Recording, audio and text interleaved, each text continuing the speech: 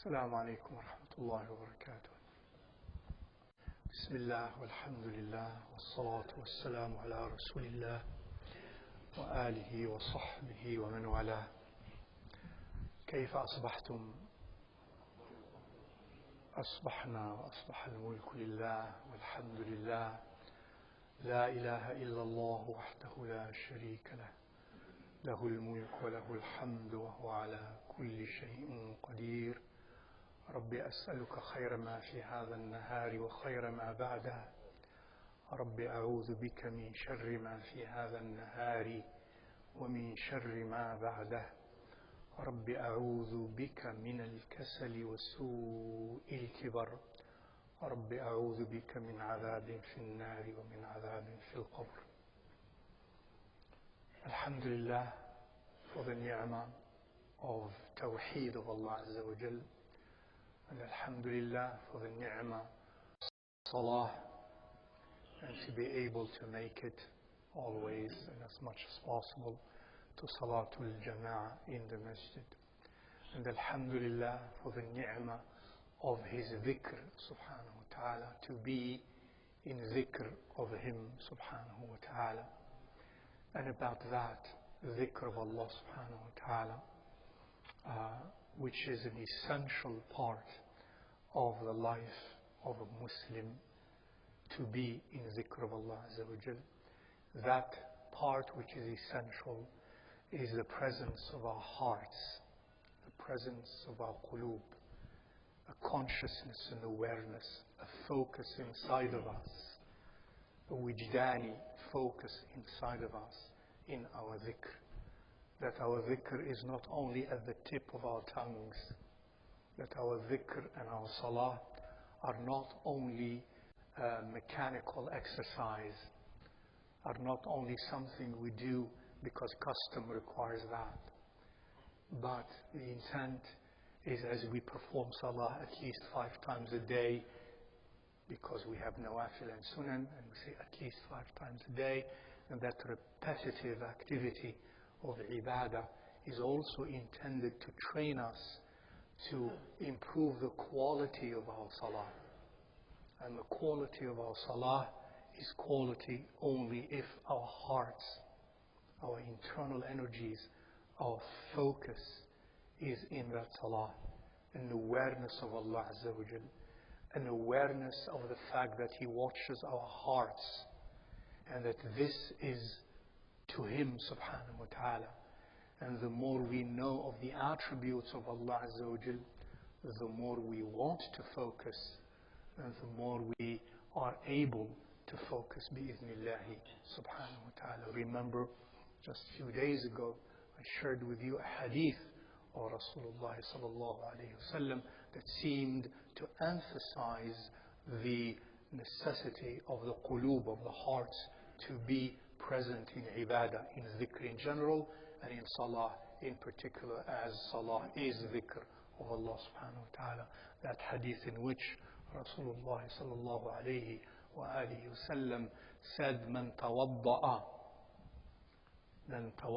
فأحسن الوضوء ثم قام فصلى ركعتين مقبل عليهما بقلبه ووجهه وجبت له الجنة." In which he said, the person who performs wudu and does that wudu in a beautiful way, wudu, not just splashing water and a physical exercise of washing, but wudu composed, wudu focused, wudu in khushu', wudu in awareness that wudu is helping me wash off my sins. I am aware of my dhunub, and Allah spiritually, by His mercy, made wudu a means to wash off sins. So imagine spiritually, if you had a spiritual eye, like an X-ray eye, an S-eye, a spiritual eye, we could see our dhunub falling, even from underneath our fingernails, as he said, sallallahu alayhi wa sallam. And if we're aware of that, our wudu will be in khushu', فَنُحْسِنُ الْوُضُوء, and therefore our wudu would be done meticulously and beautifully. If you do that, and then you stand up and perform, he said, 2 rak'at. That's dhikr of Allah Azza wa Jal. But he said 2 rak'at in which you come in those 2 rak'at with your heart. With your heart. The emotion is there, the feeling is there, the khushu' is there, the focus is there. You come in just those 2 rak'at with your heart and your face. Your face, in other words, the face of your heart and your face is facing Qibla, and nothing is of concern to you except Allah Azza wa Jal. Because sometimes we come to Salah and our face is everywhere else. If you do that, he said, subhanAllah, or the ma min Muslim, any Muslim who does that, wajabat lahu al-Jannah.